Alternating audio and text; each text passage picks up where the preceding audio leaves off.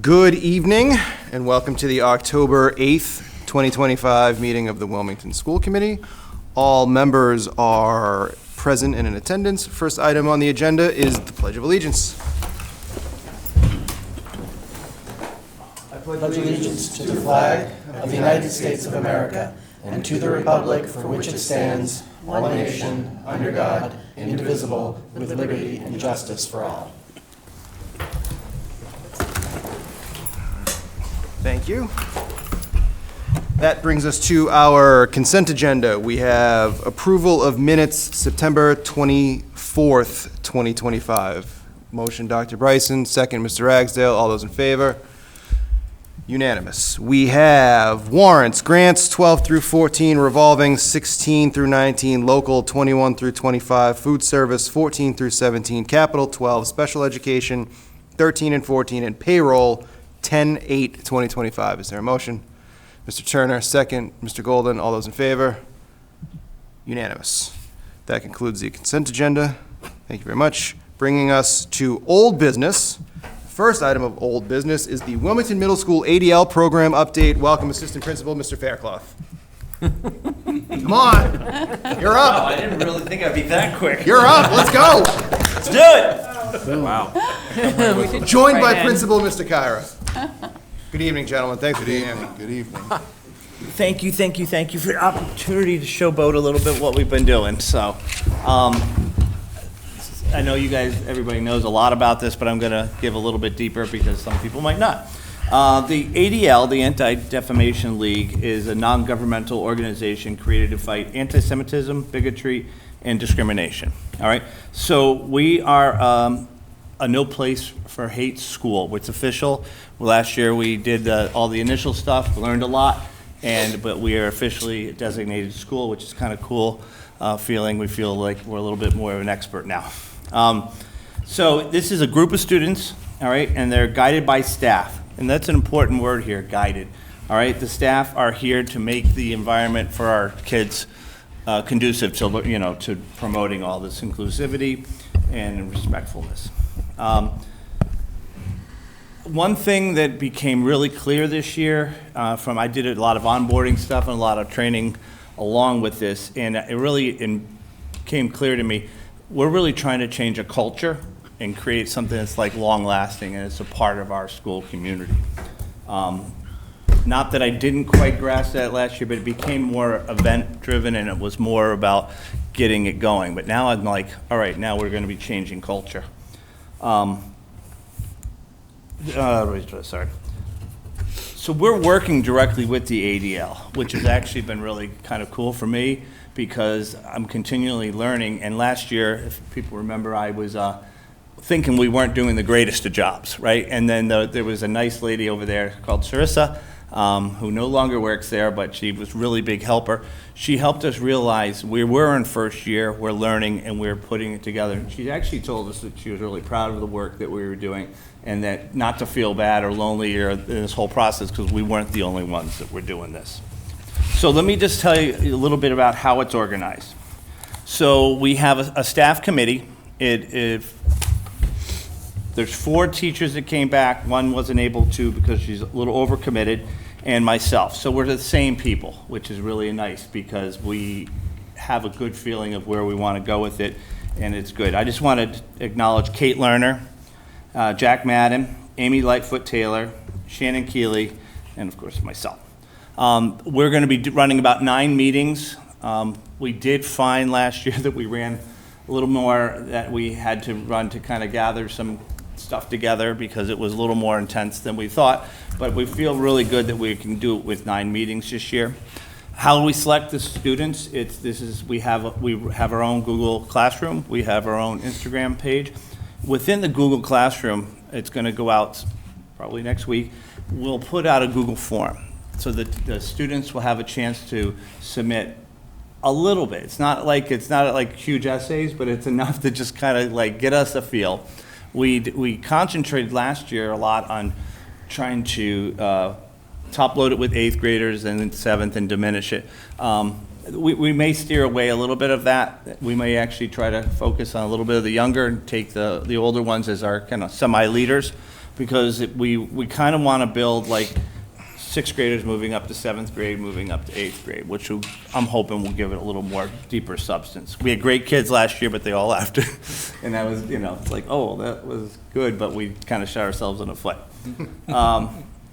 So we're estimating we're going to have about 24 students. That's kind of our goal. We found something really interesting last year that we did that was really kind of cool is, I'll get into in a second the three activities, but what we found is we created like subcommittees, and that we did it kind of out of function at the time, but then what we realized was kind of neat that we had different mini leaderships for different events, and that was actually really cool because different groups of kids got to be like mini leaders, and so we're going to try to really drive them down that path again. That was really good. So last year, for people who might not know, we did for No Place for Hate, we're committed to doing 3 activities throughout the year. All right, and one thing I did learn in one of the onboarding things is they say slow the pace down. It's not like get 3 to get them out of the way, right? You're changing the culture. So we got 1 here. We want it periodically down the line. So last year we did Change for Change, kind of like a change war. I don't know if you've ever seen it. They used to call them penny wars back in the day. And so we raised some money. We did a pledge chain, which is nicely placed up there by Mr. Carr in the front. It was hard to decide where to put it because it kept falling down, but we did a good job putting it up there.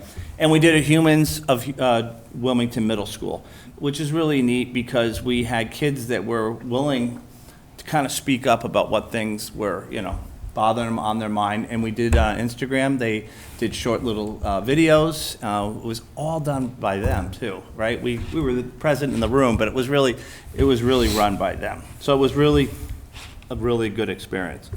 I do feel kind of obligated. I would like to go over the pledge just so the community hears it and you guys hear it, just to remind us what we're doing here. And just one other thing before this. So it was interesting. It's kind of a change of leadership at No Place for Hate.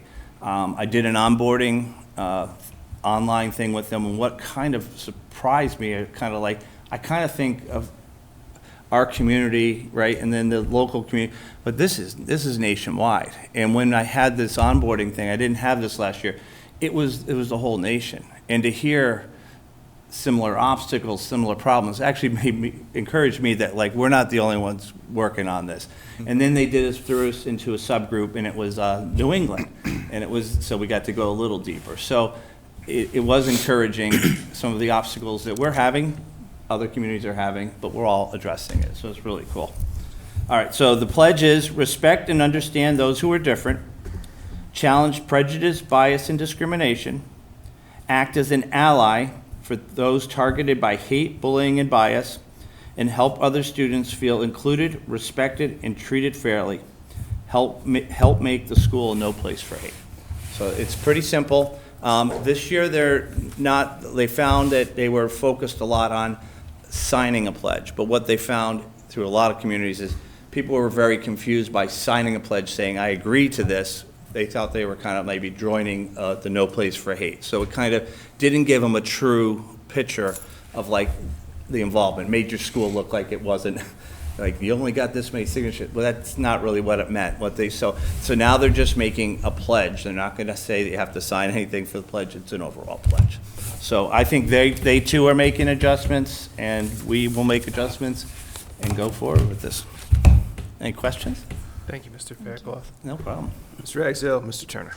I think on the signing point, I think that probably makes sense to de-emphasize a little bit of the signing, because in the first place, it makes it sound very contractual, and also as if something that you don't need to, it's like, well, I signed, and so I'm done, as opposed to thinking about what it actually means, and then thinking about what your obligations are in order to fulfill some of the parts of the pledge. So I think that making it more, less of a just kind of like, you put your signature on it, and so your work is done here, I think is advantageous to us. I would absolutely agree with you, and I guess the ADL is finding the same thing. What I liked is that they made adjustments from last year to this year, and that was one of the adjustments, so I bet you're right on the money with that. No, actually, no, I just had one, and then I had one question about the composition, and you started to address it a little bit, the composition of the student committee. So you talked about maybe it shouldn't be quite as heavily weighted towards the 8th grade so that you don't kind of lose as much leadership each year.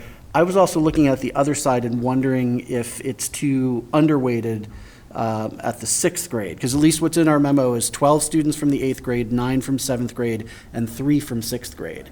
And I don't know, if I'm one of only 3 students in 6th grade on a committee of 24 students, mostly composed of 7th and 8th graders, I don't know how comfortable I feel necessarily kind of contributing or speaking up, or maybe even in a sense how much my perspective is valued since there are so few of us there. And so I think that's just something to think about for the composition of the Sometimes committee. naturally, where the energy's running in the building, that might get adjusted automatically, because if we have, we kind of do a little bit of like, get the word out there, right? And so if it ends up being a 6th grader or 2, that they'll bring another 2. It's not like we're gonna say no, but we're just trying to.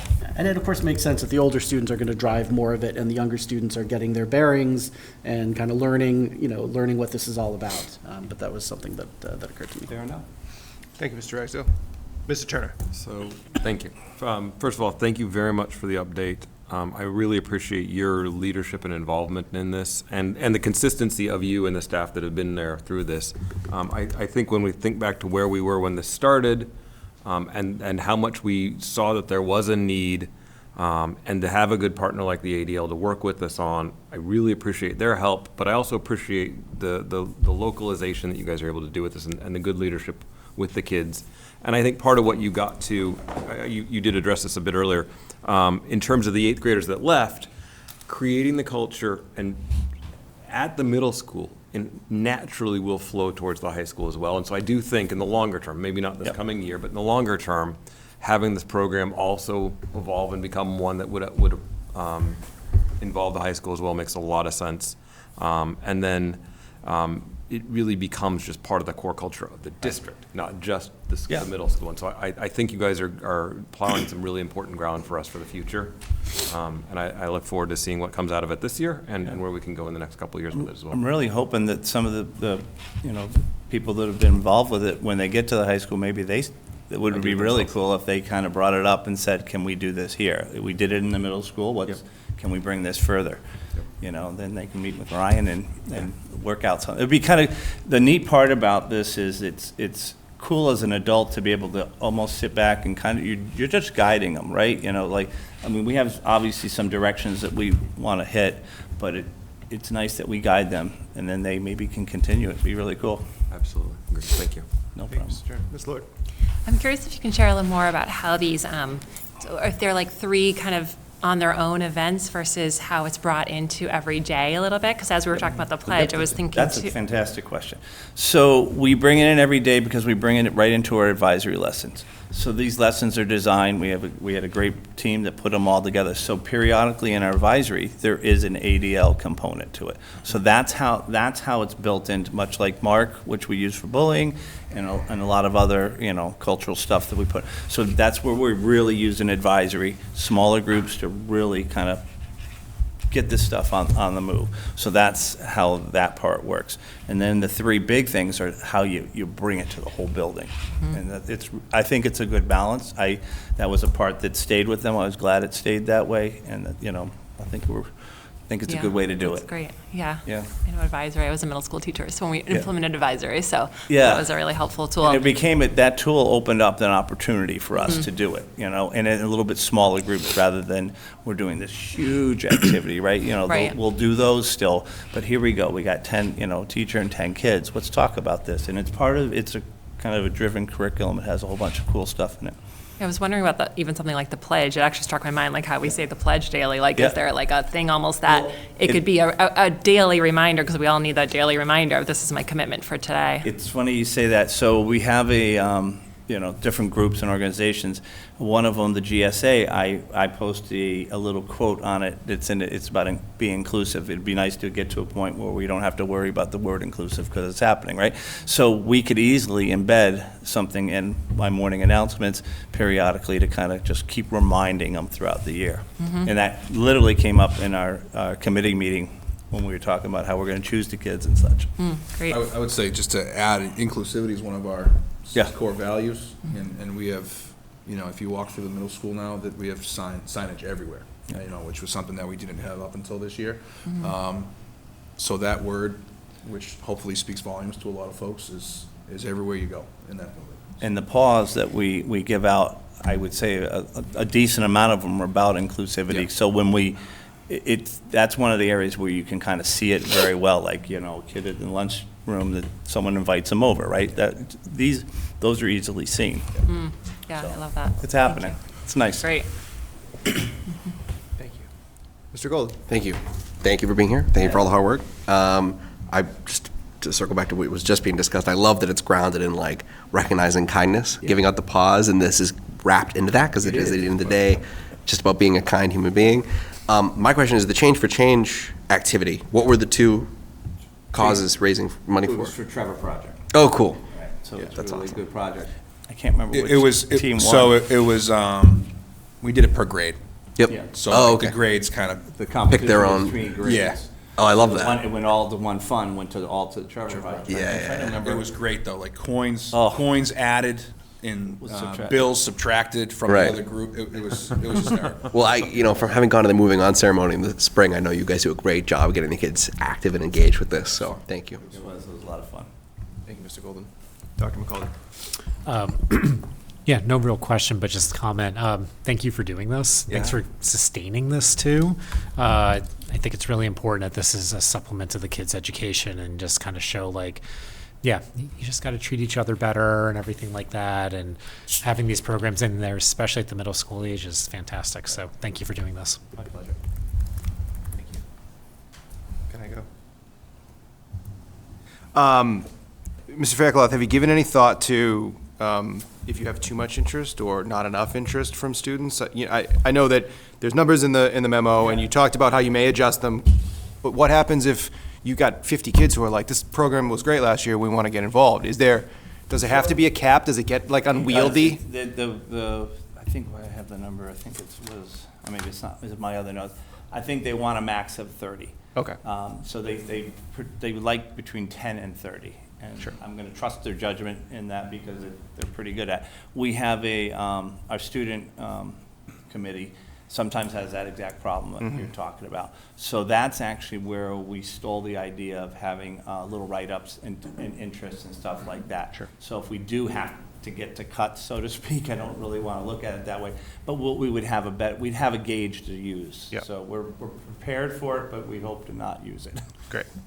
And then, I know this program was sort of not in response to, but at least partly because of some vandalism issues and things we had seen in the past. I haven't heard anything, so I'm assuming, I think you've got to knock on some wood because I think you just said that, but, Got to say it. Plastic. Yeah. You have to say it. but it's an it really important did- component to this, right? And I think it shows the work you guys have done too, but, Right. my hope is that it's making an Brought it impact. to us, but now we're making it better, Sure. in a bigger picture, not just the graffiti and stuff, just the whole culture. Yeah. It's going to be good for the building. Absolutely. And I mean, I'd like to obviously invite you guys back towards the end of the school year for an update, but unless there's anything else, we can move into the next middle school update, I'll stick around with you if you want. the AMLE survey. Absolutely. Need my guy.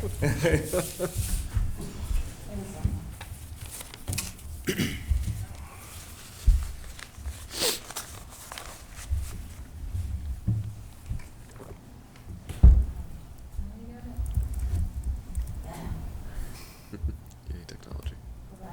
There we go, sorry. I do. So we can get right into that second slide. So the AMLE survey, for folks that aren't completely up to date with the history of it, in 2022, the middle school partnered with AMLE, the Association for Middle Level Education, and underwent what I would consider to be a pretty thorough survey, where the three main stakeholder groups were provided with a questionnaire, those stakeholder groups being students, families, and staff. Okay, I think at the time, It was deemed a necessary step from Dr. Brand, I think probably folks on the school committee. They worked with Dr. Quirk. Christine Elliott was also involved in getting us involved with AMLE. And that survey yielded results that obviously ended up, in our hands and gave us some kind of steps to take. The way that the AMLE runs their survey is they have really been accredited nationally with being able to determine how successful a middle school is. That's what they strive to do. They focus the survey on 3 areas: culture and community, curriculum, instruction and assessment, leadership and organization. And within those 3 areas, there are 18 characteristics that they use to determine how the level of implementation of success for middle schools. It was always the plan in 2022 to take a period of time and then reassess. So when I was announced as permanent principal last spring, again in conversations with Christine and Dr. Brand, we felt that it was kind of the perfect time to see where we were at, kind of to help me kind of steer my direction of the building, with school improvement plans and entry plans and whatnot, and we felt like it would be a good idea to see how we would do. This just breaks down the participation of the folks that, looks like there was a little bit of a formatting error there, but 514 students, 117 parents, and 90 staff. So you'll see, last year we had 680 or odd students, so most of the students did complete it, 117 families, and then 90 staff is a pretty large majority of the staff that completed the survey. To get into a little bit about what the numbers mean, they provide mean scores and standard deviations. Okay, I am by far from a data analyst or a mathematician, but that's where I brought my cheat sheet. For this case, a standard deviation is the measure of variability of the scores in relation to the mean of the group. In other words, a larger standard deviation indicates greater distribution between the individual scores and the mean of the score. So ultimately, the way Katie Powell explained it to me, Katie being the rep from AMLE, is we want to see higher mean scores and lower standard deviations. Lower standard deviation indicates that folks are pretty much on the same page. Okay, I will tell you that in all 18 characteristics, our mean score went up. In all 18 characteristics, our standard deviation went down. So that in itself is pretty positive. Okay. Culture and community, we saw a very large jump. We were in the moderate range overall in 2022. We were in the high implementation range in 2025. I talked about how each kind of key area has sub-characteristics. There were 7 characteristics involved in the culture and community. Back in 2022, 2 of those 7 were had a mean score of above 6, which meant high implementation. In 2025, 6 of 7 have a high implementation rate. For curriculum and instruction, I can go back quickly. Strengths that came out of culture and community, the implementation of our advisory program, which we've kind of talked about already naturally in the meeting. People mentioned our ability to engage families and the kind of the improvements we've made safety-wise. A focus area for me, which I think this is very interesting, as part of Dr. Thompson's entry plan, he met with all of the principals on individual meetings. He asked us a series of questions, one of which was, what are the opportunities you see for the district? Completely unbeknownst to me, before these results came out, I said to him, I think the biggest opportunity we have as a district is to do a better job of partnering with the community and businesses in town. We have a lot of small businesses, we have a lot of industry, we have a lot of charitable groups, we have a lot of people that are willing to help that we can, quite frankly, take advantage of as an education standpoint. That's what came out as a focus. So kind of made me feel good that I was, on the right page there, but certainly we have some work to do in that area. For curriculum and instruction, Again, we went up. It was a slighter improvement, but we went up. That 6.17 mean score went up to 6.52. The strengths that people highlighted were the expertise in various content areas, our ability to do equitable assessments, and our approach to active learning. We're going to focus on, based upon this data, kind of students taking more ownership of the learning process. You know, maybe things like student-led conferences, explore that type of idea, and things of that nature. There are 5 characteristics within this area. In 2022, we were high in 4 of them, moderate in 1. We are now high in all 5. So again, went up in all 5, and the standard deviation went down in all 5. That gets us to area 3, leadership and organization. This was the area where we saw the most growth. We were 5.6 in the moderate range a few years ago, almost a full point improvement in the mean score in 2025. There were 3 characteristics in this particular, excuse me, not 3, that's the wrong sheet. Let me see here, I apologize. 6 characteristics. We were highly implementing one of them in 2022. We are now highly implementing all 6. So that was where we saw the biggest growth. Strengths being our ability to collaborate, communication, communication from a school standpoint. One of the recommendations that came from the survey, communication was our ability for staff to communicate on individual kids. I thought that was interesting. I'm kind of curious if we broke it down even further. How many of those parents that filled out that part of the survey were 6th grade parents who are used to probably only really dealing with 1 or 2 key educators at the intermediate level, and now going to a school where your student has somewhere from 7 to 9 classes. So the expectation of the level of communication that you get on an individual basis. That was just, something that I thought was worth mentioning. Fairness, purposeful structures, and a focus area that came out of that was the idea of building long-term relationships. A way that we could potentially improve that would be to loop our advisory.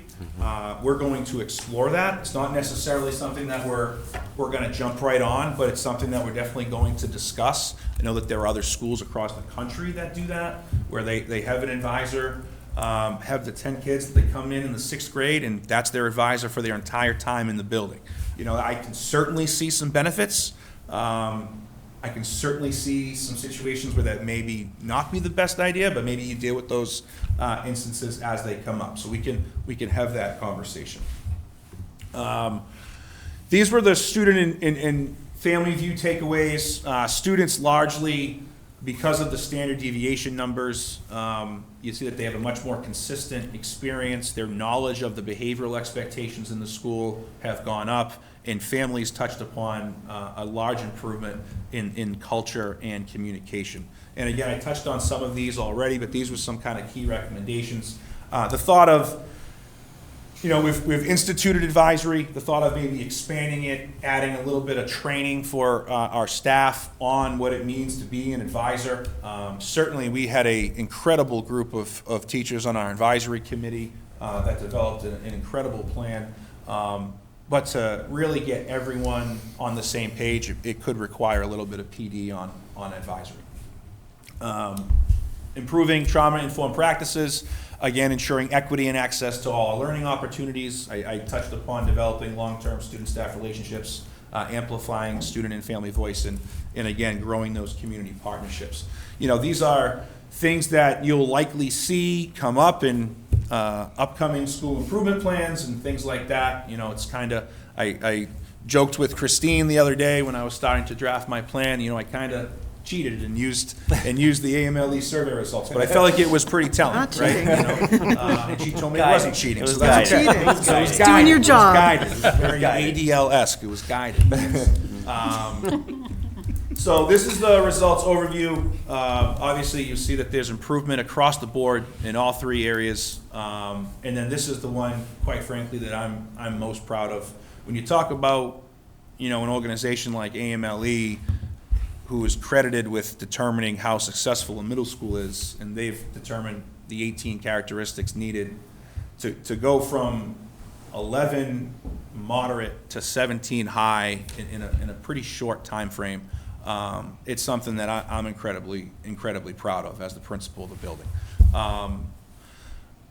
So this is kind of everything in a nutshell. I know executive summaries typically come in the beginning, but I thought I'd end with it. So again, the characteristics, we went from high implementation of 7 of 18 to 17, more consistent and more positive experience for students. Students, based upon the survey results, feel safer and more supported. And the perception from families is that there was considerable improvement in all three areas, especially in the culture and community and leadership and organization piece.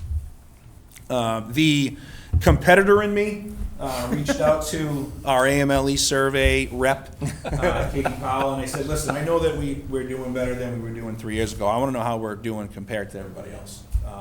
She unfortunately said that she doesn't have those results. I wanted to get that. But what she did say, and I feel like it's worth sharing, I can tell you it is not common for schools to improve as much as you have in the amount of time that has elapsed between your assessments. And that is my professional opinion, that your growth and improved consistency are suggestive of concerted and intentional efforts to implement these research evidence middle grades best practices. Your results are in line with our schools of distinction. So, I feel like that's something to hang your hat on a little bit. That makes us feel good. Everyone knows how proud I am to be the principal of that school. I have an incredible team around me, assistant principals, teachers, ed assistants, and I'm really proud of the work that we've done in a really short amount of time. Proud's a good word. I'm really proud to be part of this team, that we get to watch this happen. It's a lot of fun, doing some good work. Yeah.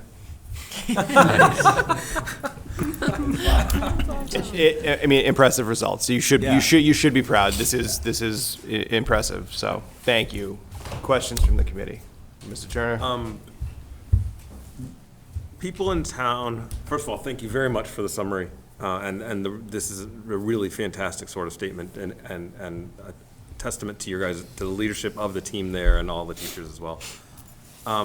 People in town have long memories. Mm-hmm. I would love for us to find a way to package this into something that can be pushed more broadly than this meeting. So that's one of my goals. Is to kind of figure out the best way to do that. Yeah. When they provided me the results, Christine got a copy. It's a 70-page document. So I'm not sure. I struggle at times to get folks to read newsletters. Yeah. So I don't know if I'm going to send out a 70-page document, but I absolutely agree with you. I mentioned it at our first PAC meeting that this was coming, and one of the parents said, will parents be privy to this information? I said, I hope so. I want to get it to everybody. There's nothing to hide, so I want people to see this. But it's just trying to figure out the best way, best avenue to do that. Yeah. And then to that point, and maybe this is even one way to lead into this, student ownership, students could have good ideas for how you can advertise this, how you can publicize, it's a better word than advertise. And I look at the 3 boxes of focus areas, and you could almost connect the dots amongst them. Mm-hmm. Student ownership of long-term relationships with the business community. Yeah. I bet they can name some places where they like to get their snacks and their dinners that could be good business partners. Something too about that one, which I forgot to mention. Katie Powell, again, who's been fantastic throughout this entire process, said that among the 18 characteristics that they assess, the partnerships with the outside community is the one that she has found schools have the most difficult time getting into that high implementation threshold. And we're right there. I think we were at like 5.5, so we're half a point off. But it's something that, like Daniel was saying, that it's a nationwide kind of thing. Like, it's something that a lot of schools are in that same boat. But I think being in Wilmington, being a resident, I'm pretty aware of the resources that we have around us. There's a lot of good folks in this community. For sure. Sure. And one last thing, sorry. With regard to the advisory, one of the things I found fascinating was your comment that the idea of exploring the looping again. When we first introduced advisory, there was a survey that year done of students and teachers, And I thought the idea of looping advisory has such a natural way to build the community. Yeah. But overwhelmingly, both groups Yeah. said, it was something like 80 to 85%, both said no, they didn't want to loop. So it would be very interesting if that's changed. And I, personally, I hope it has. I think it's a great. So, I mean, I can't predict, I don't have a crystal ball, but I wonder if that was more of a reflection of where the culture was then. And you wonder if maybe there's some existing relationships that people That wouldn't they wanna mind continue, yeah. continuing on now. I don't know. It probably, I can't imagine it's gonna go from 20/80 one way to 80/20 the other way, but I bet it's a closer to the middle. And we do it with our assistant principals and our counselors. Yes. And I do get a lot of positive feedback from the parents on that. They love it because when we tell them, well, we have Ms. D and I have 6th grade right now, we tell them we're going to with your kids for the next 3 years and bring them up to the high school. Yeah. They appreciate that. For sure, for sure. Cool. Thank you both very much. Thank you, Mr. Turner. Mr. Axel? Again, thanks you for all the work that sort of has brought us to this point, because these types of things don't just happen. Like, it's the work, it's the result of work and deliberation and a lot of intentional changes that are made to get us here. And so I really want to express appreciation for you, and again for the whole staff and for our community, because again, this is not something that is just done to people. It's something that people partner with from students and families to the staff and the administration. I want to kind of give part of a little bit of my own interpretation on why the statistical points you made before I think are important. So obviously the mean score going up kind of speaks for itself. It's just like, well, of course we want that to get higher. But I think that the reason that the closing and lower standard deviations are important is that standard deviation is a measure of variation, of spread, how clustered are results versus how spread out they are. And so when, of course, you're getting the increase in the mean, sort of the achievement you want, but you're also getting more of a clustering from a lower standard deviation, that's more consistency. And that means that there are fewer students who are kind of being dropped off the ends. And that's really important, because it's not just about obviously, ultimately we have to look at sort of everyone, and you look in terms of averages, but it's really important that those gains are not at the expense of some students being left behind. And so I think that closing, that closing of the sort of those gaps and the tighter standard deviation means that there are fewer students who are drifting towards, possibly at the top as well, but fewer students especially drifting towards the bottom. And that's why I think it's so important. So in talking with Katie, she mentioned that it's very typical that standard deviation, the standard deviation numbers are higher for students and families. And they focus a lot of their kind of analysis of the data and where their standard deviation is with staff, just as the folks that are kind of have a different view of the day-to-day. And, our standard deviation is below that 1.5 in all 3 areas for the staff. It was above the 1.5 in 2 of the 3 in 2022. And again, the standard deviation is much closer to that 1.5 for students and families as well. We had standard deviations from students, all 3 areas were well above 2 in 2022. They're as low as 1.64 now, which again indicates that we're getting a lot closer to bringing everybody together. Thank you, Mr. Axel. Dr. McCullough? Yep. No, thanks for sharing the results. And then thanks for the statistical explanation. I had an earlier question about that. So I just wanted to touch on a couple things. The student, family, and value slide. So you mentioned you want to change advisory, but I was also wondering, hear your thoughts on. This one right here? Yeah, hear your thoughts on the family side too. So like improve culture and communication. What does that mean to you, and how are you and your team thinking about that one? So this particular slide wasn't a recommendation. This slide indicated what families, based upon the side-to-side, what they saw. So they've seen improved culture and communication, not necessarily that they're looking for more. Certainly, culture, I came up here last year and spoke Yeah. to you guys. I mean, my goal from the get-go was to rebrand, right? Yep. I mean, I was well aware of the narrative, and that was the number one goal. We were gonna rebrand the middle school, we were gonna get rid of the negative talk, and just focus on the positive. Yeah. And I feel like we've done that. Folks have seen the improved culture. The communication piece, again, they've seen improvement with that from the school level, but the thought was that their families are still not necessarily getting enough communication about their individual students. So like, they're very well aware of what's going on in the school, kind of the good broad things that we're doing, events, all of that stuff, core values. But how is Johnny doing in math? They're feeling a little bit like that's lacking. Sure. So, you know, we're gonna kind of go back to the drawing table and figure out, you know, how can we impress upon our staff. And, you know, I brought that up about the intermediate schools because it's challenging. I'm not that far removed from the classroom.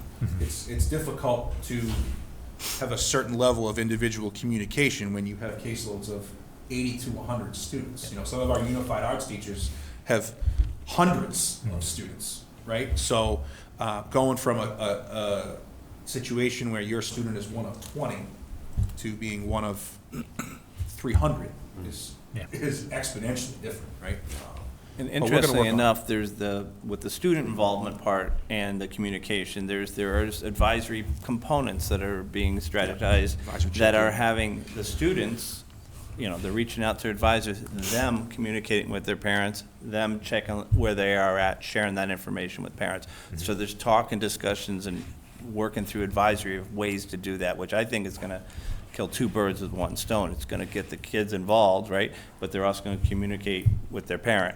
Yeah. And it will be accurate because they have an advisor there that's helping it to process it. I think something that I've come to find out too is there is not nearly as much reliance on Aspen as a means of checking to see how kids are doing at the elementary and intermediate level Yep. than when you transition to middle school, right? And Yeah, it's a big change. it's a big change, Yeah. right? That's a big shift. Have to So just go that's through why I'm interested, and I don't know if maybe I could ask Katie if she could go back and kind of, you know, even cipher down the data a little bit more and give me some family stuff based upon the grade level of their student. Yeah. But I would venture to guess that a lot of the folks that were yearning for more individual communication were folks that were transitioning from grade 5 Yeah, to grade 6. makes sense.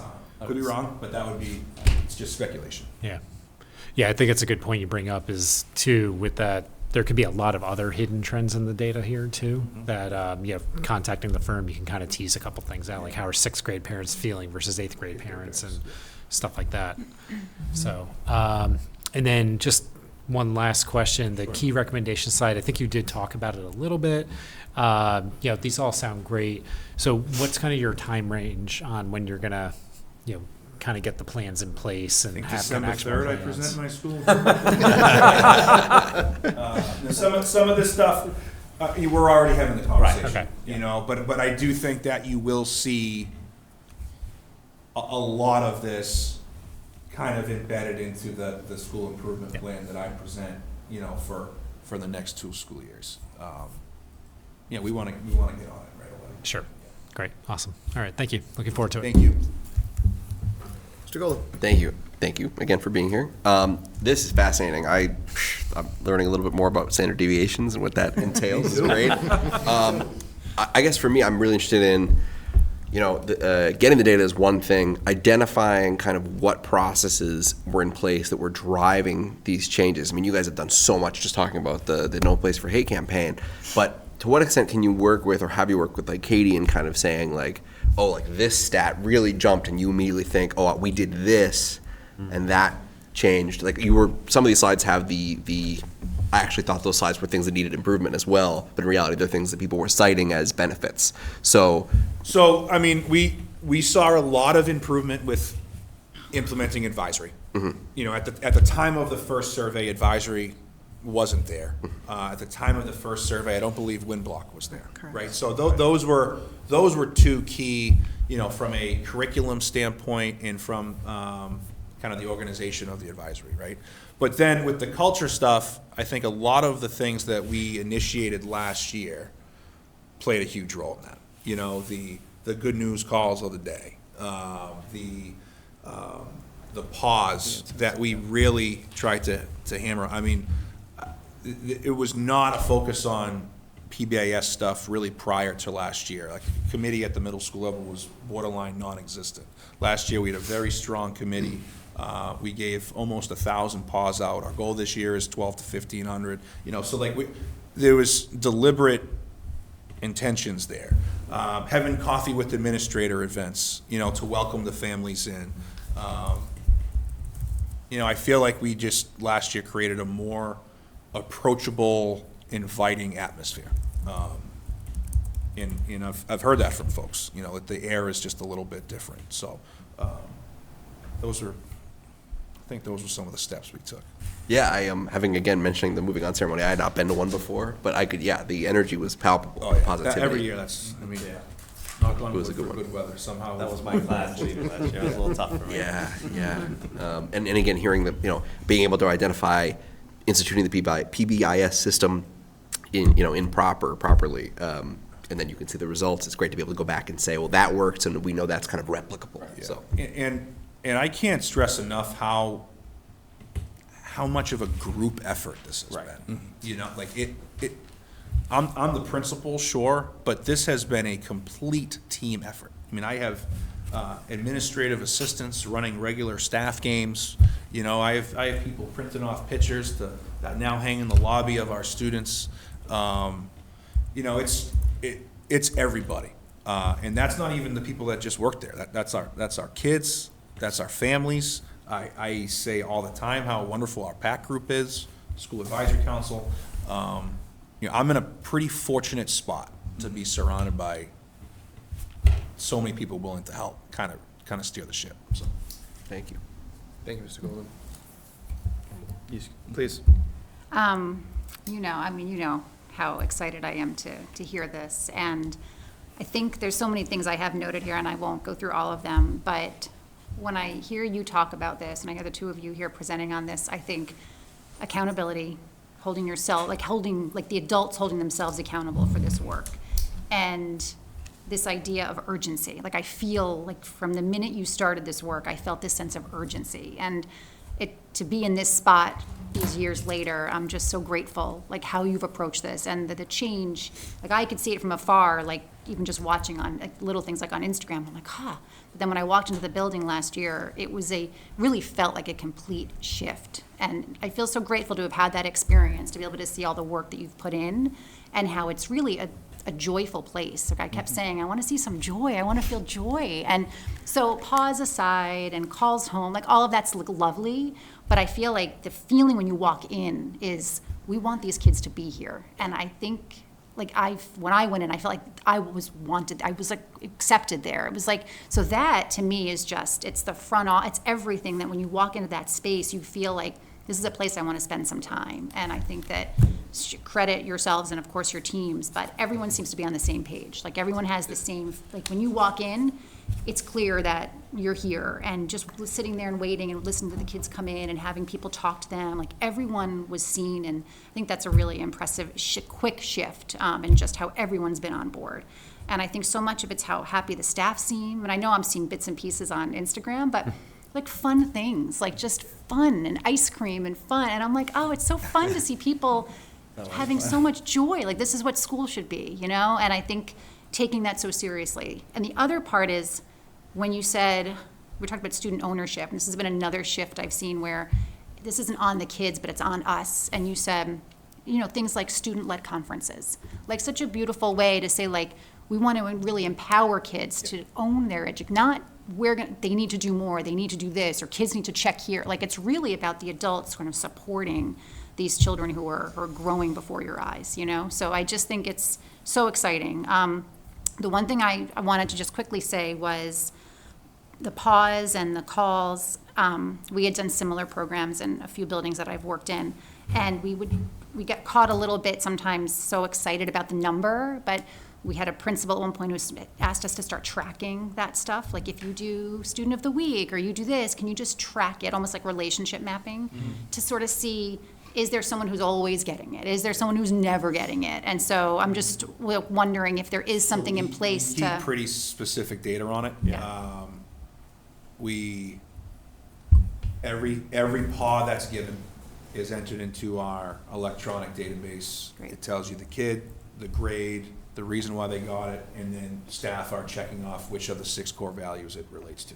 So not only do we have, the kids that are getting them and not getting them, we have why kids are Why, getting them, yeah. and we can look at it and say, oh, geez, we haven't seen a ton of engagement PAWs. You know what I mean? Like, what are we doing? Sure. It can help steer some of our directions. Yeah. Or even grade levels and different things. Yeah. No, And then, it's, yeah. and then that's how I take the daily kind of nominations, and then I'll choose my good news call. So Yeah. that's kind of how it. No, I think it's helpful, because you know that the one kid who needs the pause the most, Yeah. right, sometimes doesn't get the pause. And Right. so I'm always thinking about, like, ooh, it's so great, and I see the We're same pretty- names, but. Try to be Yeah. cognizant of that. Yeah, mean, which I think is helpful, because it could be one child who's sort of never been chosen for an art show, never been, and they get Yeah. that, and it's like, that's the thing they remember. Yeah. Like, I have kids in college who are like, we talk about memories from school, and they mention things like that. Like, So oh, I I- was I never like the- chosen, and then I was, and it felt, but it can also be so damaging if you wind up leaving there and are never chosen. So it's kind of like, I feel like we just have to be so careful We with keep- that. We keep pretty good track. The ones that, I like giving them all. It's like my favorite part of the day, when I call that kid down to the office and get to call their parents. But the best ones, honestly, are when the parent answers the phone and says, "What do you do now?" And it's like, actually, this is a good one, So we've given quite a few of those out. And certainly, there are just some fantastic kids that, you wouldn't be surprised at all to see them get one. And something that we've added this year, we've done Good News Call of the Week for employees. I had to So, witness I'm that excited last week. about that. Yeah. I've called husbands, I've called moms. Yep. And it's been great. And, Awesome. I'm giving the same certificate to staff, making them take a picture with me in front of the building. Christine was in there the other day for, when Miss Wall won her Employee of the Week, and Got to she saw me call talk to her mom. It was fun. By the way, she's the author of most of those Yeah, Instagram. yeah, Those really she's- nice. She's She's our tremendous. social media queen, for sure. That's awesome. And then kind of following up on Mike's comment about the sort of the subgroups, I'm thinking specifically in terms of ensuring equity and access, communication, thinking about students with disabilities, and so teasing out some of that information, so where does that sit? And so are families who are feeling sort of like, I need to hear more, do they also maybe have a student with a disability? And so the idea of the team working together to communicate is so incredibly essential, right? When you said communication, I thought at first you were going to say communication among the teachers about individual students, so it was interesting. I was like, oh, it's like using that team structure so that everyone is kind of looking at a particular student to say, like, hey, what are they doing in your class, and what are they doing in your class? And I think that probably happens pretty naturally. I think that happens pretty I do, regularly. yeah. I mean, we And operate. admin meets, I meet Yeah. with my teams once a week. and Yeah, we- so We we- go through all that and Within the 6-day cycle, every, for example, Explore 6 will meet once every 6 days. And at that team meeting is everyone on that team, including the special ed liaison, plus the grade level counselor and the grade level assistant principal. So I think that the teachers are doing a good job communicating with each other. Yeah. How are we getting the messages that they're talking about Right. out to the families is that necessary next step that we have to figure out how to do. And I do think that a little bit of it may involve just kind of educating parents too on you need to utilize Google Classroom. You need to utilize Aspen. Make sure you know how to check these things. And then if you don't know how to use it, direct you to the right people that can help you. So I think it's a little bit of both of those. So, it's great, we're excited, thank you. I can see Thank the you. competitive Thank you. spirit in you. I'm like, oh, I know that competition. I'm like, give me my numbers, I want to know what I'm doing. Like, I totally get that. It's kind of I think how it's I'm great. wired. Yeah. It's Great. kind of, not a bad thing, though. it's just. So, thank you. Yeah, you don't want to do a Yankee swap with him. I would just finish by another congratulations. I mean, this is You guys should be proud of yourselves. I agree with Dr. Bryson. You know, my son is in the middle school now. My older son is a freshman, so we've been a middle school family for the last couple of years. And the feeling in the building is noticeably different, yes, but improved, right? You mentioned before, it feels lighter. It feels brighter somehow. Positive vibes. Absolutely. I think for me, the biggest takeaway from this is not only that you guys have identified some of those next steps, but the excitement that you've built around it already, because this is great, but it doesn't stop here. I mean, we are always trying to be better, to improve, and so knowing that you're already working on that is encouraging. So again, like we said before, love an update at the end of the year, see where you guys are at, but great job. Not sure if we'll have another survey to No, see no. the results for, but Absolutely. we'll certainly. Maybe bring a kid or two. Yeah, definitely. Hearing nothing else? Just Mr. Ragsdale. Two more quick things. Please. And this is kind of going off what Jesse was saying about being in the school for a long time. So we've been in the we've been in the middle school for quite a while. This is our 8th consecutive year of with Congratulations. with middle schoolers. Yeah, we've had middle schoolers for 8 years, and this is the last. This is it. Yeah, we're finally moving on, and it's just been absolutely just notable and palpable, the difference over that period of 8 years. It's like it's a different school than it was when we entered it, and than it was even just a few years ago.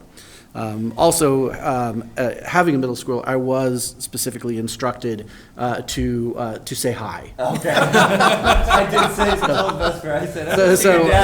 So I do want to convey the official hi from the Reading State.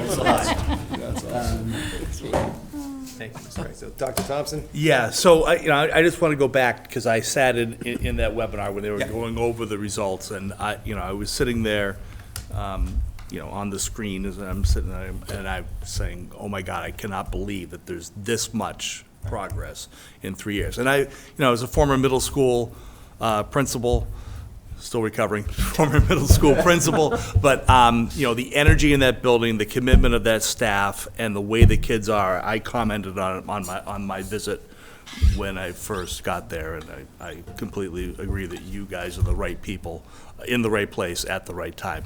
Culture, especially the middle school, is so important because they're going through so many other changes, those kids, emotionally, physically, psychologically, and to have a safe place and adults who really care for them and a purpose and a direction on where they're going really helps them succeed. So congratulations to you, and I'm just glad that we could bring it all together and share that with the community. So. Thank you. Awesome.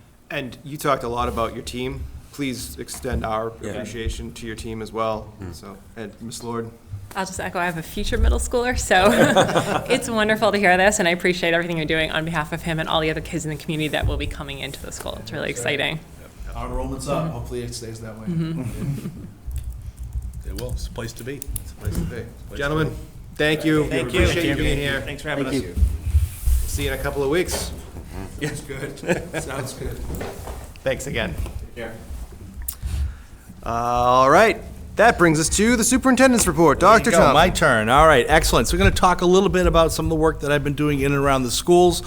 Started my in residency. The purpose of being in residence is to spend time, about 3 hours, 4 hours out of the day in each school, kind of in an informal way, get to interact with the kids, with the staff, get a feel for the school, and give staff a chance to come by and visit with me. They were invited to share with the entry plan process. Several of them have. Some have just stopped by to give comments or to ask questions, which is fine as well. So basically this week I started on the 1st at the Wildwood, the 2nd at the Baltwell, then the 6th at the North. Next week I'll be at the Shawsheen in the West, and the week after that. So I'm basically doing 2 or 3 schools. The other piece that I'm doing is continuing with the site visits. Site visits are a little different in that I go into the school, walk around the principal, then the principal and I have a conversation about what we saw in the classrooms, what their goals are, how I can support them, in their efforts to improve and lead their schools. So, so far we've conducted site visits at the Baltwell on on the 30th of September, the North on the 6th, and the Wildwood yesterday. And I'll be visiting 2 schools tomorrow, the Woburn and the high school. Quick update on the entry plan. At this point, I'm about 45% through with my interviews with stakeholders. I've met with central office staff, principals, union leaders, public safety, WEF, PAWS, and a few town board members, and to do some work there, more work there. Currently, kind of focused on meeting with parent groups, the PACs and the SACs, and that started next week. We'll continue on for the next 2 weeks, and again, doing that SWOT analysis. So, and then the other thing I want to mention is October is National Principals Month, so congratulations and thanks to all of our principals and assistant principals. I want to recognize them and share my appreciation for the outstanding leaders that we do have in Wilmington, and I would invite everybody else to do that as well. The other thing, I am sad to inform you and the community that I have accepted the resignation of Diane Carrero, principal of North Intermediate School. She'll be moving on to Lawrence as the Director of Induction and Mentoring, which is a district-wide position. So central office met yesterday, and we did talk about this. We did decide that the best option at this point would be to post and put in an interim principal to serve for the rest of the year. And then late winter, early spring, that February, March, kick off a full intergalactic search for the permanent person. So that is the last bit of my update, unless there's any questions. Thank you, Dr. Thompson. Questions, comments from the committee? Dr. McCauley. Thanks for the update. Just a comment. So I think about Dr. Carrero. So been at the North Intermediate for a better part of a couple of years. I think the whole time she was there. My oldest was there when she joined. My youngest is there right now. She's a big loss. She was fantastic at the school. My kids liked her a lot too, so definitely some big shoes to fill with her. But it sounds like she got a really great opportunity. Yeah, You yeah. know. It is one of those things. We have, she is incredible. She's done an incredible job there. I think that she's set it up for the next person to come in, but it is definitely a big loss. But this is also an opportunity for her to grow and to do some other work. So. Thank you. Mr. Turner, Mr. Exo. So on the other side of that point, I have not had children at the North. My children are older and we're on the other side of town, but I've seen her particularly in some of the district-wide topics on the educational program when we were working on the MSBA project. And her leadership and her knowledge in those sorts of forms has also been very well noted. And so it makes a lot of sense. And you always want to have a situation where as a district, you're growing people, you're growing their talents, and sometimes opportunities present themselves outside of the district. Right. It's a good sign that we have good people that other districts want to hire, but it is very unfortunate that she's leaving us. Right. So it's the two sides of the same coin. But so I do want to thank her for her time with us, and hopefully we can find a good interim and then a good permanent one going forward. Thank you, Mr. Turner. Mr. Exo. And I wanted to also thank Diane specifically for the work that she did in assistance with the school building committee. Because although she was not a member of the committee, she was in the audience for most of the meetings. She practically could have been a member of the committee. And then as far as the actual consultation and work that she done, broadly speaking, as one of our elementary principals working on the elementary program, but then also, of course, the principal of the school at the site where the project is going to happen, gave her a unique role in this process. And so again, on top of being the principal, she had these additional responsibilities working with the school building project. And so I also wanted to express gratitude for her work in that specific project. Thank you, Mr. Ragsdale. Dr. Thompson, I know you said you just met with the central office team today, but do we have a sense of timeline for when the posting may go out and when we hope to have somebody identified? Posting, I believe, is going to go up on Friday. We are inviting a small, nimble, and quick committee to do this also on Friday. We're probably going to do a little bit of a shorter posting, start looking after about 10 days, not wait, because we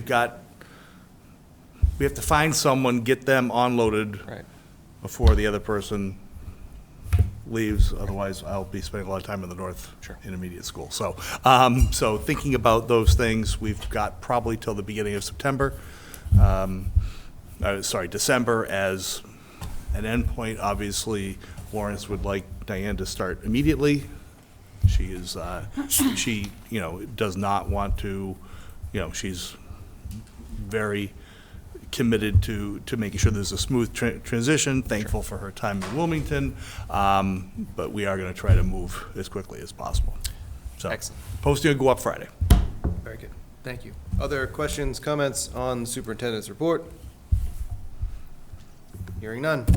Okay, thank you, Dr. Thompson. That brings us to public comment. We received no public comment in advance. No members of the public signed up to attend public comment. And we have no members of the public here in attendance with us. So that concludes public comment. Moving us to new business. First item of new business is occupational therapy staffing. Members of the committee have a memo from Christine Murray and Mara Kilbride in the packet related to occupational therapy. Dr. Thompson, do you want to walk us through this a little bit? Yeah, so basically what has happened is that we have occupational therapy services through an outside contractor. After the start of school, or right as the start of school started, that contractor gave us notice that she was retiring and closing her agency. Come to find out that the group we were working with was extremely inexpensive compared to what it is out there, and it would be advantageous for us to move those people into the Wilmington Public Schools, because trying to find another agency would cost us much more than what we currently would be paying, and more than if we actually hired them outright. So it is 3.8 positions in total. We do have a budget amount of $200,000, which should cover almost all of that cost going forward. I have had a conversation with Town Hall about benefits and was told that they felt that they could adopt that. It will be a quick increase in our FTEs if you look at them strictly on paper. However, I think it's important that everybody out there realize these are people that have previously worked in the schools and provided services. They just weren't employed by the Wilmington Public Schools. So that would change. Owning these people actually gives us more flexibility than we would, and consistency than we would necessarily with an outside contractor. And usually districts have OTs, under their employee. This is, I think, a little different where there was a ongoing long-term relationship with this particular outside vendor. But she is retiring, and that's why we're in this position, so. Very good. Thank you. Mr. Turner. Sorry. Actually, a couple different things. One, just at a high level, just for people who don't know, school districts have occupational therapy because it's driven off of IEPs and the needs students have to access the curriculum and access education. Mm-hmm. So I think it's pretty, and obviously any of you want to state that more eloquently, please do. But the reason why we have them at all is because we need to, and it's part of our obligations to support these students. Right. Paul, when we talk about the budget, we always do talk about FTEs, but when we're doing an apples-to-apples comparison this year, it might be useful, and I don't know if this is truly possible, but to talk about total FTEs, including recurring contracted FTEs, because this type of change does benefit us longer term. Typically, internal people are generally cheaper than contracted people because you're paying the overhead margin of the company you're contracting from. So when we think about the total pool of resources we require for a district, we obviously have our employees, but these types of people weren't in the numbers you would have had last year, but we were using them consistently. And so I wonder, from a budget perspective, when we present it to the town, if it's not logical to talk about district employee FTEs and then a piece on top that's effectively total FTEs, which includes recurring contracted services, which are held in the budget differently than payroll, obviously, but it gives people a better view of like-to-like comparisons. I don't know if that's possible or practical. Yeah, I mean, anything's possible. I think it would confuse things a little bit because the FTE count, there's an additional cost to us having the employees. Yeah. There's a healthcare, if they take healthcare, that the town bears those costs. And, that could be an extra $20,000 ballpark, depending on Yeah. if someone takes health insurance. So, I mean, I think the way it is presented is, we kind of show the offset, if you will, that we have, so this year, it's not, there's $200,000 budgeted in a non-salary line. If we bring these people in, there'll now be salary costs that aren't budgeted. We will have already used some of that 200,000 this year, so depending on what salary they get brought in and so forth, there might be a little bit of a hit this year, not tremendous, but next year, the 27 budget, that 200,000, I would assume we don't budget it at all. Yeah. And we put these FTEs, but then when we explain, that, this FTE, just what you said. Yeah. The 3.8 FTEs is offsetting a $200,000 contracted services line item for the same employees. But when you start going back and adding contracted services to our FTE counts, it becomes a little, it could be confusing. It might not show a FTE change, but it's really not showing who the town could potentially be in hook for life insurance and stuff. Fair, okay, thank you. But there's a way of doing it. Yeah, okay, thank you. And so there are positions that are extremely hard to find. School psychologists, speech language pathologists, occupational therapists, and physical therapist is right below that. Sports trainer is another one that is very hard to find right now. So if you have someone in college looking for a career where they're gonna find a job right away, it's one of those.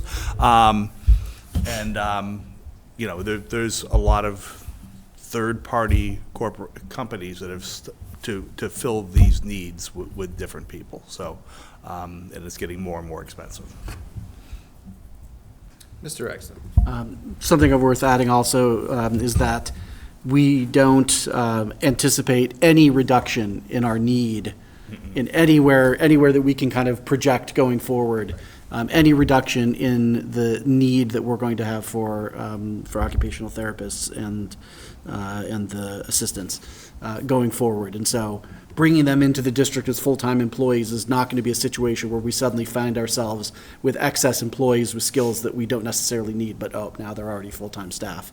Very good point, and very true. We still don't have as many as we need. And I think that even though, I think you said the last time that we looked for one, we just didn't get anyone who applied. Right. They're that hard, as you said, hard to find. There's someone that you put out a request, you post a Somebody position. who left in and January, just- February, and we have now possibly have a solution to fill that. So these are important roles, and we're going to need them going forward for the foreseeable future. Are there any Yeah, and I other think we- questions?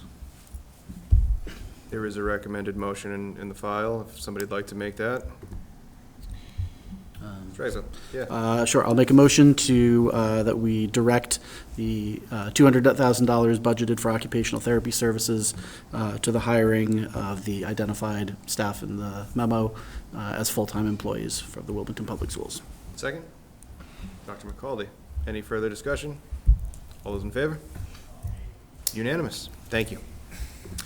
That brings us to the next item of new business, swim team staffing co-op changes. Again, memo in the packet, this one from Athletic Director Mr. Ingram regarding the swim team co-op. Dr. Thompson, you want to walk through this one? Sure. I'm also a recovering swim dad, so I can talk to this as well. But basically, what has happened is that our co-op partner, North Reading, does not have many swimmers this year and did not want to be the owner of the co-op. So we did kind of do a little quick look around, and we're right back with North Reading. We will be the host of that, meaning that we will need to hire a coach and run the program, and they will pay into our piece. The rest of the money pieces here. So one of the things is that they will still keep their morning practices, still have a user fee paid to $450 paid to us by North Reading. One co-ed team during the winter season And we will be responsible for organizing transportation, coaching, and pool rental costs. So, Very good. Questions, comments? Hearing none, there is a recommended motion in the memo. Mr. Turner, you're hesitating, but I you're. was just reading, reading it before I actually said I was going to make the motion. So I appreciate that. rereading it, let me rephrase. So I moved that for the 2025-26 school year, we moved to be the host team, host school for the swimming co-op, and that we continue to partner with North Reading High School on that program. Thank you, Mr. Turner. Second by Mr. Golden. Further discussion? Hearing none. All those in favor? Unanimous. Very good. Thank you. That brings us to our next item, the appointment of a delegate to the annual MASC Conference Convention. As you are likely aware, there's a delegate assembly at the MASC conference. In order to participate and vote, we as a body need to elect one of our own to serve as our delegate. Mr. Golden, I believe you were our delegate last year. I know you attended the conference for the sole purpose of serving as our delegate, which I think you were sort of more voluntold than anything else. So we appreciate your willingness to do that. But we will, again, need to identify a delegate for the conference. Unless, of course, somebody volunteers to be the delegate, and then we can just anoint that person by voice vote. Dr. Bryson. I am not volunteering. I will not be there at this particular time. I will be there, but not at this particular time. So I think we have to see who's actually going to be there. So who will be there at the delegate assembly?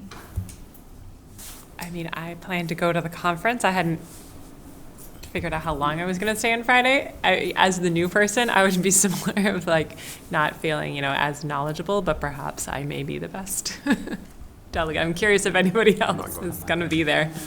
I will be physically present there, but I will not be serving as the delegate. Why? Delegate assembly. Is it complicated? I don't know if I'd say it's complicated.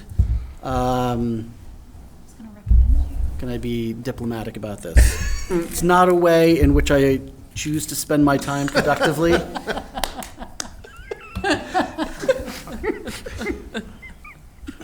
I'm not volunteering. I was just going to add some input. As the person who did it last year, it is certainly an experience. It's a flavor you don't always get, but I found it to be really educational, even as someone who only went for that part as a new school committee member. It's very educational, but it also is important. I think it is important. It is the place where school committees across the Commonwealth get together and kind of inform our guild, our trade association, the school committee association of the state, on what we want to communicate to the legislature. So there is great value to it. It is not at all an efficient forum to do that. So that's my, but that's where it happens. So there you go. Dr. Bryson. What happens if we don't have a delegate? We don't get to vote on the Right. resolutions. How would we feel about that? It's like you read my mind. I'm just wondering, is this something that we are very concerned about? Mr. Turner? The one thought I have, I've only been to the conference once, and I found, and at the time, our friend Ms. Burns was our representative because it's what she loved to do. And I appreciated that she did that because I found, as somebody attending it, that all of the sessions were so valuable, and I learned so much from all of them, that I feel like it would have been a less valuable experience for me, and that was my first year as well. So from the strength of us as a team, having Ms. Lord in the other sessions, I think benefits her and us more than having her at spending her time at the delegate assembly. So that said, I think us voting is important and sets the right sort of tone. So I would defer to the wisdom of the group. I think the best use of time is not going to it, but I think it is important for us to have a vote and have our part said. So that's, I know you don't like it when I'm not helpful like that. Well, It's inconceivable that you for wouldn't those laugh. but, so I don't want to get too far off focus. we have only 3 members of this committee who are attending the conference in any form. One will not be there on Friday. One has indicated his lack of willingness to serve as our delegate. And third, and no judgment. Really. And Ms. Lord, who is ambivalent is a good word for it. Personally, I don't know that our committee, by being a member of this assembly, has ever really gotten anything out of it.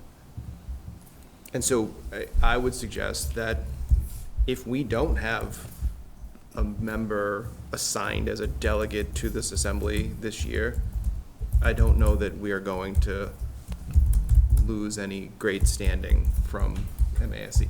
Now, Ms. Lord, we could do that, we could elect you as our delegate, and if you then don't attend, okay. Right, But if you're interesting. there and you have the time and you talk to some people and you're really excited about it, then great, you can go. And if not, then It's a good compromise. so be it. That would be my suggestion. But That's interesting. Can I ask, the resolutions, is that what they'll be voting on, those following page? Yep. Okay, just because this is not something I had.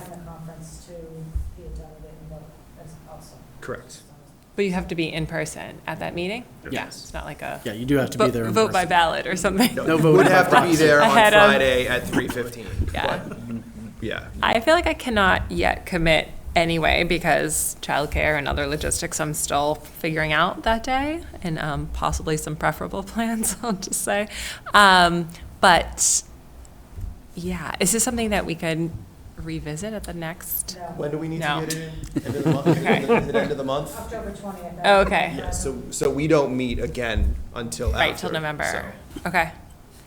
I would also be okay if I'm the only possible person with being the delegate, if it's okay that I may choose to not attend. Mr. Golden? Yeah, I was just going to say, looking at the resolutions, so just for further context, basically they're on 3-year cycles. So they get re-upped or there are new ones introduced, but the body will also vote on, are we going to keep advocating for X that we did in 2022? Last year there were like 20. Yeah, there's there were quite a few so last many. year. This year there's 4. Yeah. So I think there is, kind of to what you, Mr. Chair, were saying, there's maybe less impetus. I think frankly, all of these will be re-upped and included once again, if maybe one would not be. And one of them has like probably direct impact on our district, but I have confidence that it would be re-upped. So I think giving Member Lord the opportunity to go if you want to, but if you don't, I would almost, I invite my colleague to make the motion themselves for that, because I don't Oh, want to be make a like motion that I volunteering would to be. do it. I've never made a motion before either. Would we discuss how we want to vote as a school committee on these topics? Okay. That'll be the That would be next the item. next step. Yeah, we need a delegate before if we don't have a delegate, there's Then- really no then we reason there's to no discuss the point. With the resolution. discussion of the resolutions. So I There would would be make a no one to motion to vote. be appointed as the delegate to MASC. Okay, is that my motion? All right. That's second. We'll enthusiastically second that.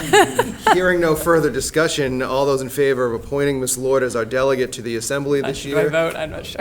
Am I in favor? Vote for yourself. I'm not sure how I'm voting. Abstain from that. Unanimous. So they're going to vote opposed and be like, I would delegate 6-1. just say thank you, keep us posted on what Okay. you decide to do. But assuming you're able, then now you can be our delegate to the assembly. With that being said, we're going to discuss resolutions now, and my understanding is earlier today, it was determined, Mr. Ragsdale, that you might lead us through this process. Is that right? That is something I agreed to. Then the floor is yours. Unlike being the delegate. That is something that I did agree to. All right, so there's strangely, only I one know. new resolution this year, which I've never seen before. Like, usually there's like 8 to 10. I don't know, I mean, I should be grateful, I guess, and not complain, but I don't know what's going on. But there's one new resolution, and then I believe there are 6 expiring resolutions that are also listed for re-upping.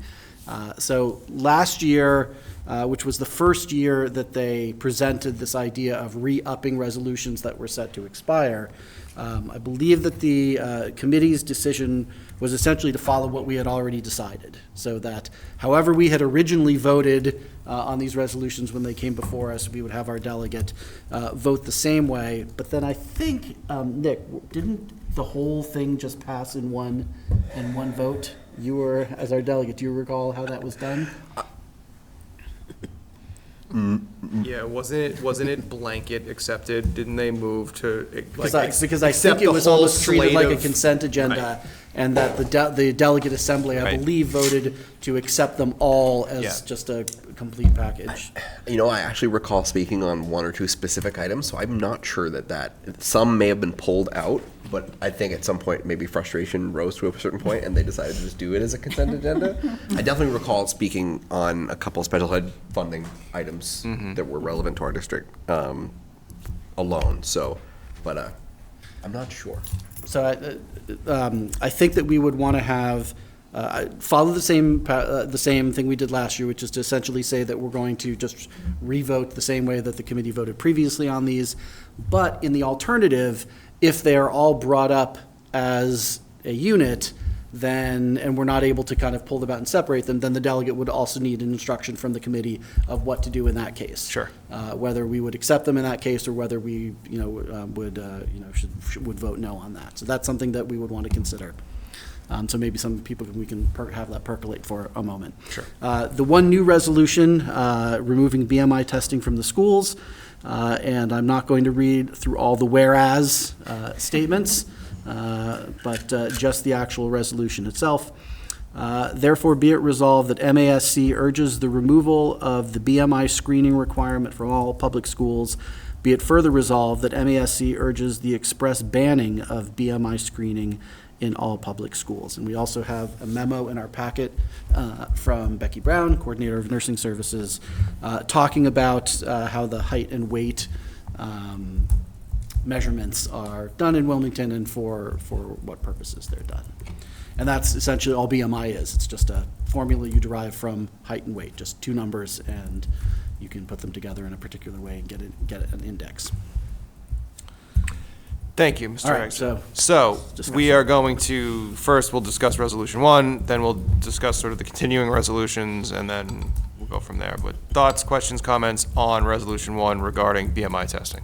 Mr. Golden. Yeah, in reading it, I recall that I had read a book. Basically, BMI testing was derived. This Belgian mathematician in the early 19th century got really into the idea of trying to use math to find the ideal person or count. Basically, it's mumbo jumbo. It's not really a good way to measure health. They speak about it more eloquently than I am right now in this resolution, given all the whereases. But I think it's an easy just thumbs up and say good luck. But I appreciate Becky Brown's kind of input that we don't really use. We don't use BMI data here. We have to report it to the state, but we don't use it at all. But should it be something that schools are measuring at all? Probably not. Thank you, Mr. Golden. Other thoughts? Dr. McCullough? Yeah, this one, I think if we don't do it here, why should we even take a vote and just abstain on it? What I don't like about this resolution is they're going into like the science about it, and to me it's more, well, what is this data being used for? Why are we measuring it? And then, that's missing for me. So that's where I don't feel I can support it, because I don't see what the point is in dictating a practice that's done that's not relevant to the school district. I have the same thought. Mr. Exdale? Yeah, I'm not entirely sure how I feel about this. I do agree that I don't see that there's any value or very little value in BMI as a concept. But what we're really talking about is we have a bunch of regulations from the Department of Public Health that are, again, essentially just checking height and weight. I mean, that's the actual practice. That's all that's happening, is that students in 4 different grades are, weighed and have their height measured, and we report that information to the Department of Public Health. And given that we don't actually use BMI in any particular way, we're not trying to use complex health situations, like a lot of the things that are brought up as to why there's, BMI is maybe not a beneficial statistic or measurement, I think are mostly irrelevant to us. Like, we don't use it in any of that kind of way. And so I think in the end, I wonder if this is actually a practice that is going on in Massachusetts schools. And I wonder if even if BMI is, even if we accept that BMI is discredited or we simply believe that it doesn't have value, does that mean that the other statistical information that can be found by just having height and weight measurements of school students, especially in the aggregate, perhaps that has value? And I'm not 100% sure what that would be. Obviously, I haven't dived deep into this topic, but I'm not as confident that we should necessarily eliminate, because that's to me what it really is. It's just like eliminating the requirement to, or possibly banning that schools ever check height and weight for their students. Thank you. Can I just, to understand the context, is there currently a requirement by somebody that schools report BMI? Is that correct? Is that by the state or by the, I don't see that there's a requirement in here, Mr. Turner. Go ahead. Ms. Brown's memo does say BMI data is reported on an annual basis to the Mass Department of Health. But that's an external reporting that's not something we use in our internal practice of any part of our education of our students or the health curriculum, as best I can tell, based on what she wrote, unless I'm mistaken with what she wrote. If the resolving is to remove the screening requirement, that tells me that there is currently a requirement. Yeah, so we do report it to the department. Yeah, but Becky's memo says that health-related screenings, including these height and weight, are dictated by the Mass Department of Public Health in grades 1, 4, 7, and 10. So currently, the Department of Health does require a BMI. They require height and weight, not BMI. Height and weight, not BMI. Okay. Okay. Then I was confused by the way it's written. Yeah, which is just interesting, because then if we're collecting height and weight and there is no requirement for a BMI, then I don't really understand why there's a resolution needed to remove the requirement, As the possible delegate here. That's what requires us to report. Might not be worded well, but the schools are having to do the screening of it. Right, the Comprehensive School Health Service grant is reported. Huh, Mr. Turner. kind of confusing. Yeah, I was gonna go with seconding Dr. Mercaldi's suggestion that we just abstain, because it's not particularly, if it's, again, the external purpose only, and we're not using it in our educational practice, and it's not, I understand the concerns they're talking about, social emotional well-being of children related to particularly weight and body image. I completely support the spirit of what they're talking about, but I don't think what we do as an external reporting related to the Comprehensive School Health Services Grant Program ties directly to how we interact with children in their educational experience. I think the issue is not whether we use it or not. The issue is that we're actually measuring it, which still could possibly have the same effect. If we measure height, sorry, maybe I'm confused. If we measure height and weight, and put that on a spreadsheet, and then later that gets spit out as BMI, we're not measuring BMI ever in We're front of the still taking children. time out of school and drawing attention to height and weight. Okay, because the resolution doesn't talk specifically, I mean, it talks more about BMI. Yeah, And but, well, it's two different things. I mean, yeah, it's, but they're talking about, but if you get down further, it's talking about requiring the schools to do it, okay. so.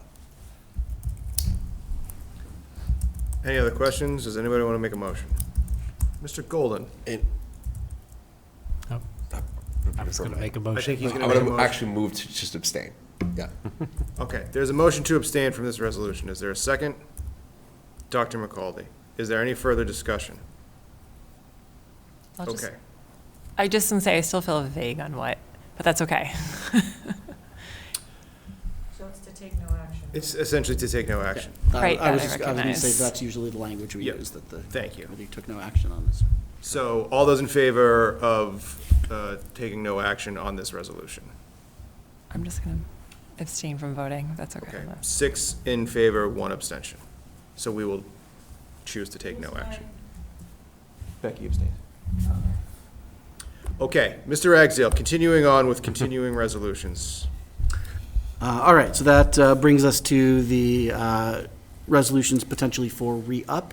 As I said, I think that we can, well, I guess we'll have to decide, but I suppose I personally feel that it made sense.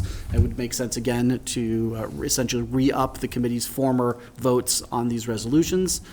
So I guess maybe we can start there, and I'll make a motion that should we send a delegate, should we have a delegate at the delegate assembly, that the delegate be instructed to vote on these individual expiring resolutions as the committee originally voted on them. As indicated in this memo. As was indicated, yes, as Okay. it has been recorded in. That's a our made packet. motion. Is there a second? Second by Mr. Turner. I'll open that to discussion. Is there any questions, comments, concerns about that motion?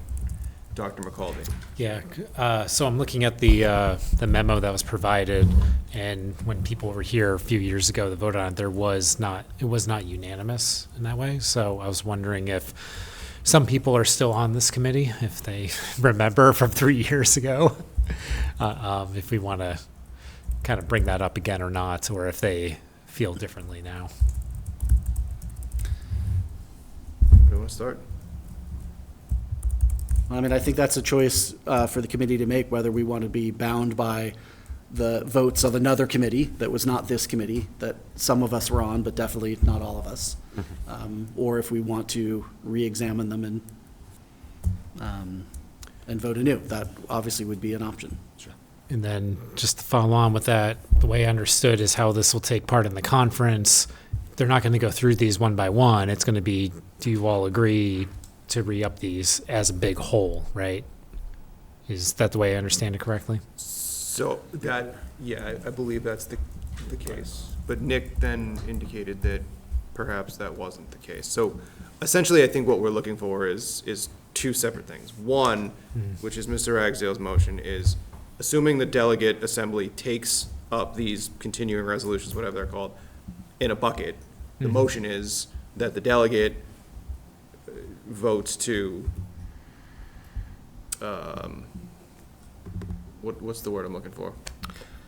Well, to follow, yeah. to vote as Thank the you. committee previously voted when it originally considered these motions. And that would be if individual ones can be pulled out. That's right. Because we did not vote, it's worth mentioning, because this got is it the back context. once. We did not vote to approve all of these resolutions when we originally considered them. Right. That's right. So, yeah, Go ahead. sorry. No. To be clear, I mean, there were 4 of the 6 that we supported in some form. One, we proposed an amendment that didn't carry at the event, and then there were 2 we took no action on. There were none that we said no to. So when I think of the options, one is following that 6 pieces of guidance separately if they're presented that way. If they're presented as a whole, we did not vote negatively to any of the 6. So I believe it would be reasonable for the delegate, if they were to be presented as a whole, to vote in favor of all of them being re-upped as a whole. That's my opinion on that topic. Thank you. I think the only thing that's giving me pause is looking at this memo is that a few of these we made motions or we amended, at least one of them. Although, I'm sorry, the amendment is in here. Forgive me. I apologize. Okay. Other questions, thoughts, comments?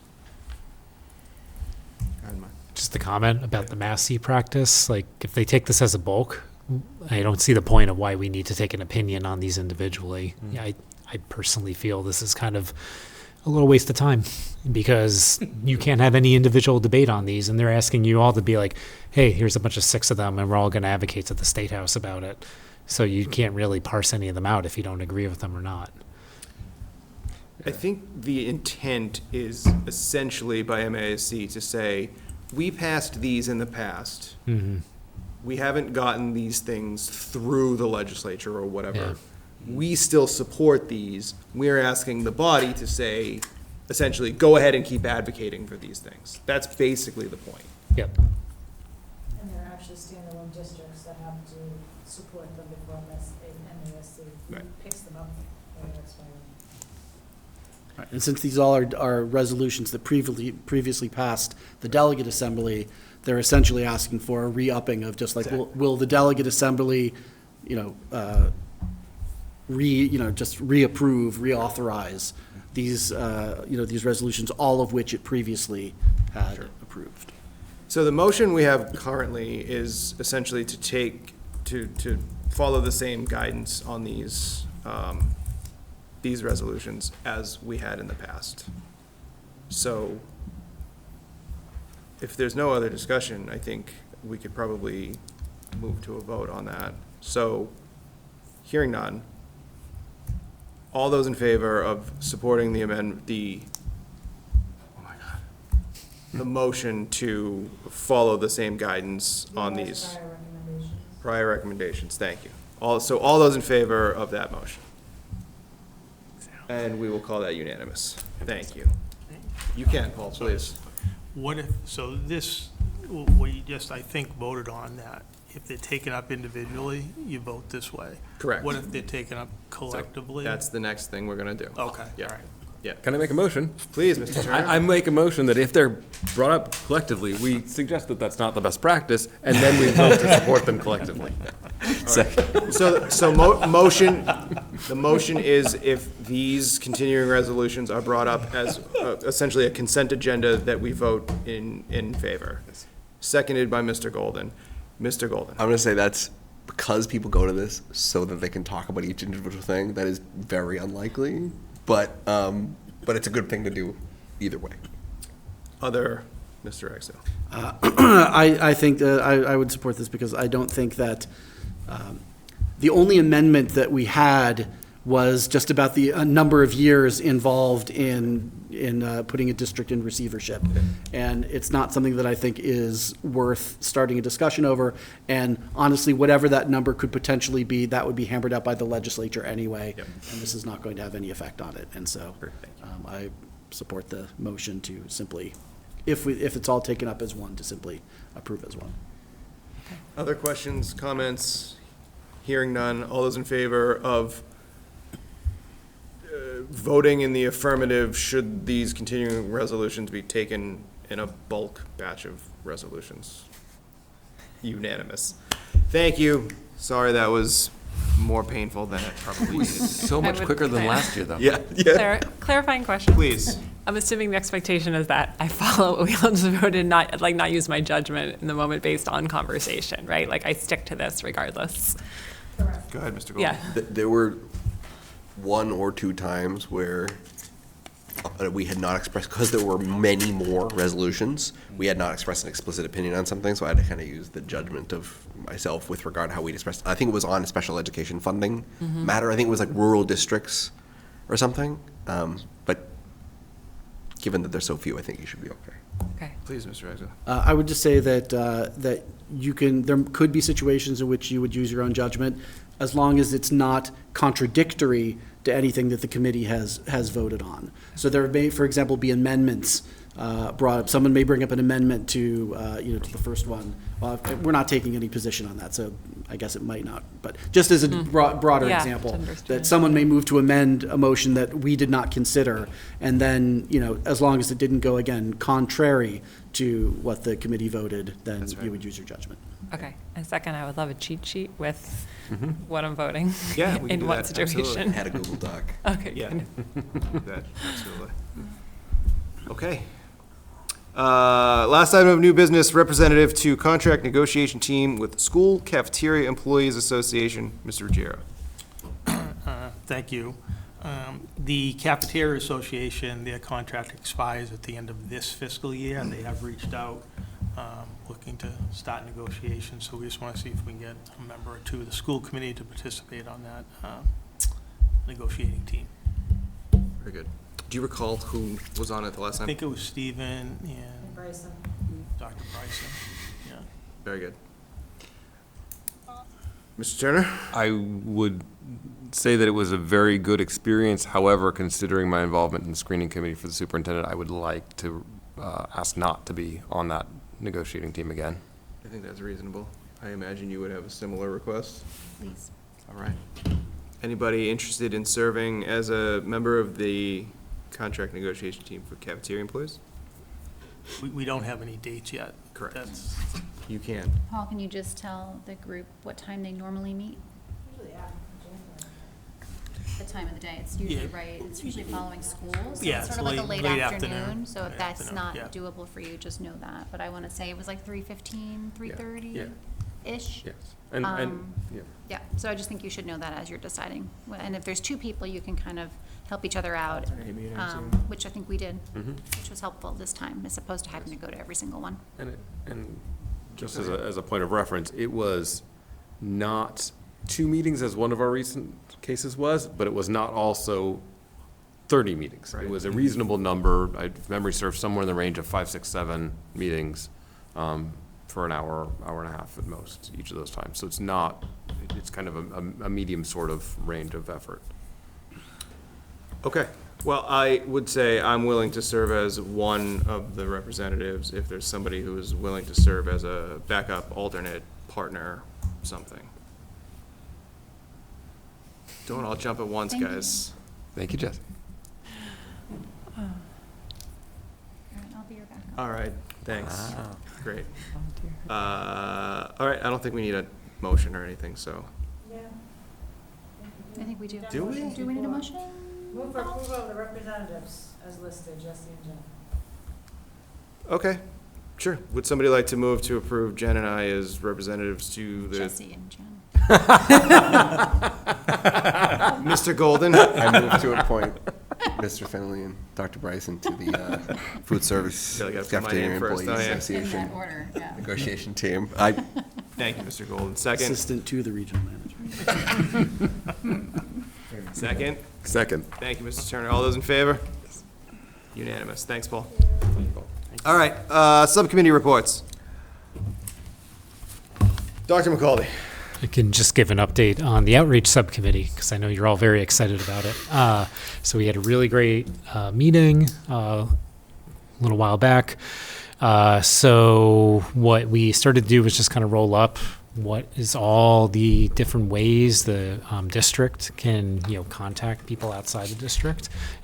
So we kind of rolled all that up, and then we also got some ideas too on what are some potential areas from outreach. And a thing that we focused on was public gatherings, where school committee members can maybe go and discuss the district goals and priorities. Where we can promote school events such as sports, art shows, school committee meetings, drama productions, etc. And then we talked about a couple other things. So we're still in this kind of like getting all the information phase, and then just trying to see where we want to deploy. What we're going to start doing at our next subcommittee meeting is actually developing some action plans on how to use existing communication channels to enhance outreach to some of the identified areas. So just want to give everyone a heads up about that. Thank you. No problem.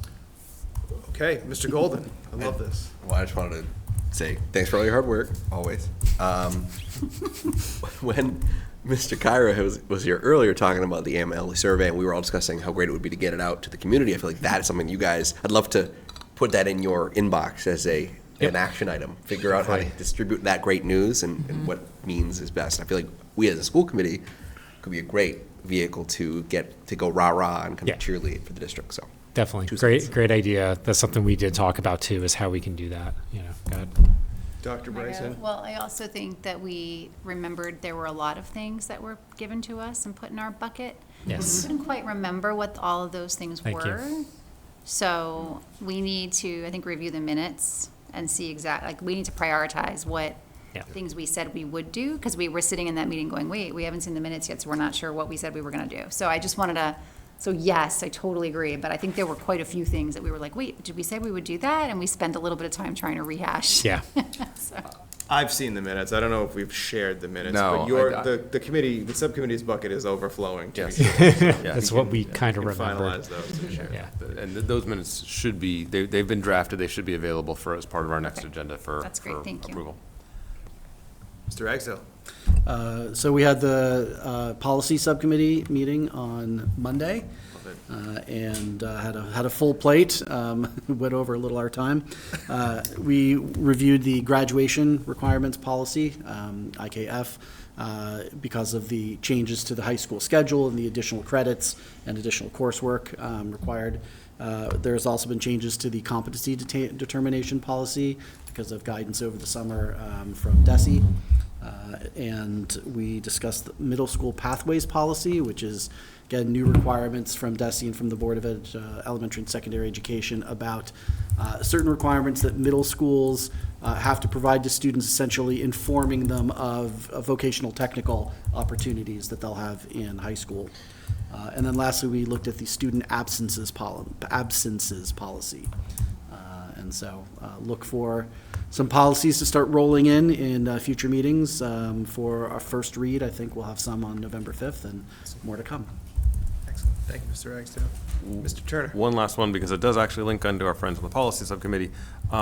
Those of us on the Wellness and Equity Committee went to the Wellness Council meeting the other day. Most of that we'll cover in the subcommittee update next time.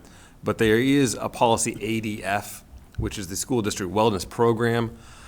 Particularly Ms. Palin and Ms. Brown are reviewing that. It was drafted 4 years ago, and just checking to see if there's any updates needed. Once they have that, and the rest of the committee council will review it as well, that would be brought to the policy subcommittee for review and then potentially an update as needed.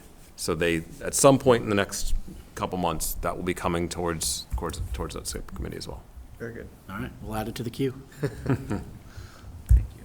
And then just, I guess it's technically one of our subcommittees that we've called it, that the School Building Committee will be convening for its first meeting in a while, and first one since the successful votes on the project earlier in September, and that will be on October 21st.